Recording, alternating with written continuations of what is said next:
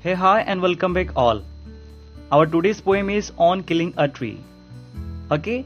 In every poem आपको पता है कि पोएट कोई ना कोई मैसेज देते हैं, कुछ हमें समझाते हैं. सो इस पोएम में भी पोएट हमें समझा रहे हैं कि आपको पेड़ों को काटना नहीं है. बट आप जब पोएम को रीड करेंगे, उसकी लाइंस को समझेंगे, तब आपको पता चलेगा कि एक्चुअल में पोएट हमें बता रहे हैं कि पेड़ को कैसे काटना है. बट उनका पीछे का जो एक मीनिंग हमें समझाने का है वो ये है कि we have to save trees not cut trees. हमें यहाँ पर यह भी पता चलेगा कि पेड़ को काटने पर कितना पेन होता है और कैसे उसकी फीलिंग्स हर्ट होती है. Clear? So let's go to the poem. So here the first stanza is, it takes much time to kill a tree, not a simple jab of the knife will do it. It has grown slowly, consuming the earth, rising out of it, feeding upon its crust, absorbing years of sunlight, air, water, and out of its leprous hide, sprouting leaves. अब यहाँ पर हमें ये बता रहे हैं कि पेड़ को काटना इज नॉट इजी टास्क.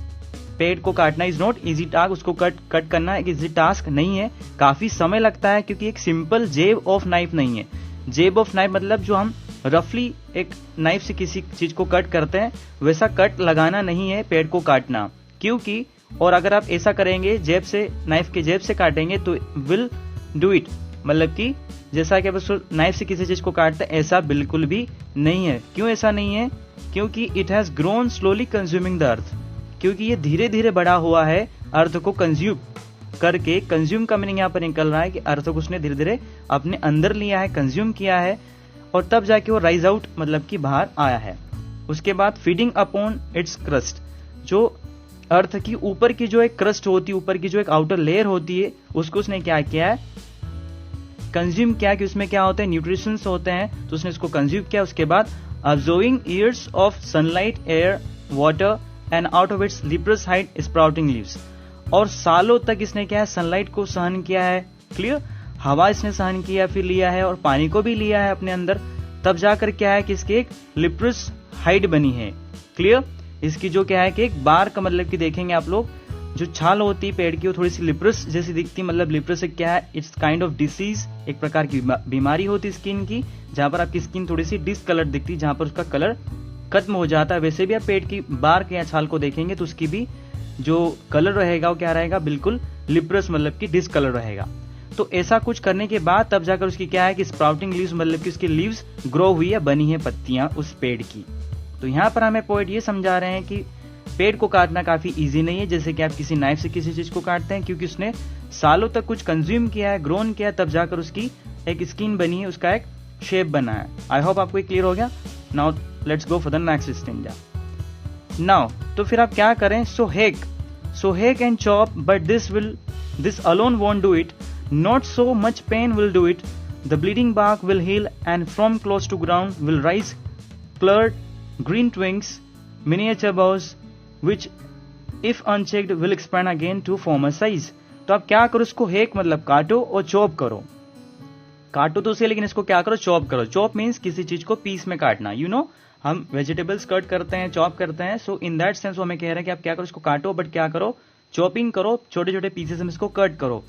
और फिर भी क्या होगा कि this alone won't do it. फिर भी इससे कुछ नहीं होगा उसको ज्यादा दर्द इससे भी नहीं होगा. क्योंकि इसमें क्या होता है? इसकी जो एक ऊपर की जो एक ब्लीडिंग बार्क होती है, मतलब इसके हम समझे कि जो उसके ऊपर की छाल होती है, वहां पर आप देखेंगे उसको ब्लीडिंग होती है. ब्लीडिंग का मीनिंग ये है कि जो एक शेप निकलता है, एक जूस टाइप निकलता है जब आप उसको कट करते हैं. तो यहाँ पर उसने रिलेट किया पोएट ने कि आप क्या करें? उसको जो आप कट करेंगे तो एक ब्लीडिंग टाइप होगा उसको, और वो क्या करेगी? ब्लीडिंग उसको वापस क्या करेगी? हील कर देगी, उसको वापस से उसको क्योर कर देगी, जोड़ देगी. और फिर क्या होगा? वो जो ब्लीडिंग है उसको क्योर करने के बाद क्या होगा कि ग्राउंड से वापस से क्या होगा कि कुछ टहनियां निकलेगी, है ना. वापस से क्या होगा कि उसकी ग्रीन टहनियां निकल आएगी, है ना. वो वापस से ग्रो होने लग जाएगा. और छोटी छोटी क्या होगी? मिनिएचर्स मीन्स होते हैं स्मॉल. तो छोटी छोटी क्या निकलेगी? उसकी बोज मतलब शाखाएं या ब्रांचेस वापस से हो जाएगी. और विच इफ अनचेक्ड, अगर उसको आपने चेक नहीं किया, वापस जाकर नहीं देखा, तो वापस क्या होगा कि वो पेड़ अपने पुराने साइज में बन जाएगा, मतलब कि वापस एक पेड़ खड़ा हो जाएगा. तो यहाँ पर हमें ये बता रहे हैं कि अगर आप उसको चॉप वगैरह करेंगे, काटेंगे, तो क्या होगा कि फिर भी कुछ नहीं होगा, क्योंकि इसके पास क्या है? एक ब्लीडिंग बार्क, मतलब उसका जो एक शेप होता है, वापस से क्या कर देता है? उसको हील कर देता है, वापस उसको जोड़ देता है. तो आप क्या करें? उसको अगर काटने ही तो क्या करें? चॉप में काटें. लेकिन फिर भी कुछ फायदा नहीं होगा, वापस से एक पेड़ बन जाएगा। क्लियर? तो यहाँ पर हमें ये नहीं बताया जा रहा है कि आपको पेड़ को कैसे काटना है, यहाँ पर ये बताया जा रहा है कि अगर आप इसको ऐसे काटेंगे तो पेड़ वापस से एक फॉर्म में आ जाएगा। Clear? Now the next stanza. No the root is to be pulled out. नहीं, आपको क्या करना है, उसकी जो जड़ है उसको बाहर निकालना है out of the anchoring earth. Anchoring का मीनिंग यहाँ पर हो रहा है टू होल्ड फर्मली, कुछ फोर्सफुली होल्ड करके रखना, पकड़ के रखना। तो आपको क्या करना पड़ेगा, उसकी जड़ को निकालना पड़ेगा उस अर्थ से जिसने इसको कस के पकड़ के रखा है। It is to be roped tied. उसको क्या करना पड़ेगा, आपको इस पेड़ को रस्सी से कस के पकड़ना पड़ेगा, टाई करना पड़ेगा, और तब जाकर आप क्या करेंगे, उसको बाहर निकालकर फेंकेंगे। तो आपको क्या करना, उसको कट नहीं करना, आपको क्या करना, उसको बाहर निकाल कर फेंकना है उस अर्थ से जिसने इसको एंकरिंग मतलब कि कस के पकड़ के रखा हुआ है। तो यहां पर हमें उसे अपरूट करने का बोल रहे हैं, उखाड़ने का बोल रहे हैं। Clear? Now the next stanza is और पुल्ड आउट एंटायरली। और क्या करें, उसको पूरी तरह बाहर निकालें from the cave, from the earth cave, मतलब उस अर्थ से जहां पर ये गुफा बनाकर या फिर जहां पर ये बहुत दिनों से रह रहा है। तो वहां से आपको उसको क्या करना पड़ेगा, पूरी तरह से एंटायरली क्या करना पड़ेगा, बाहर निकालना पड़ेगा, खींचना पड़ेगा।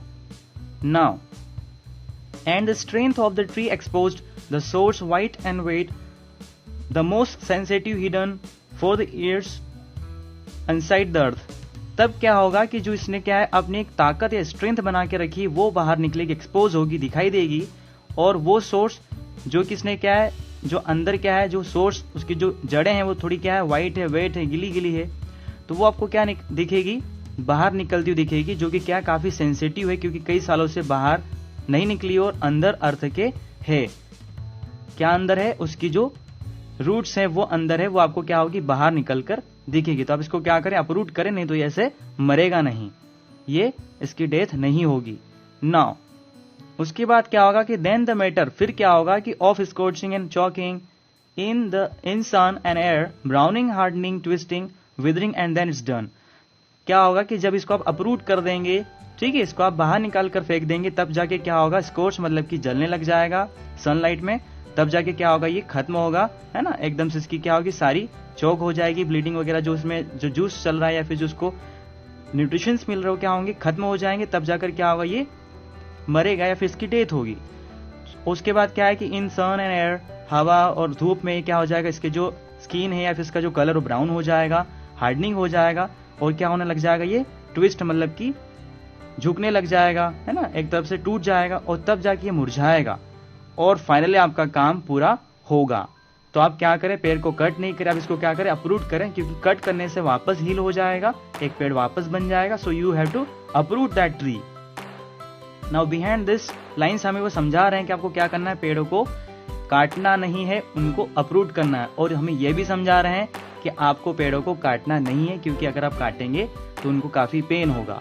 तो बिहाइंड दिस लाइन्स एक्चुअली हमें ये मैसेज दे रहे हैं कि आपको क्या करना है, पेड़ों को बचाना है, we to save trees not to cut trees. क्योंकि ये सब कुछ एक्सप्लेन करने के बाद पता चल रहा है कि पेड़ को कितनी तकलीफ होती है। So mister Patel has given a nice message to us in this poem. I hope आपको ये पोएम काफी अच्छी लगी होगी। If you understood this poem, please share this video and subscribe the channel. I'll get back in the next video. Till then, take care and bye bye.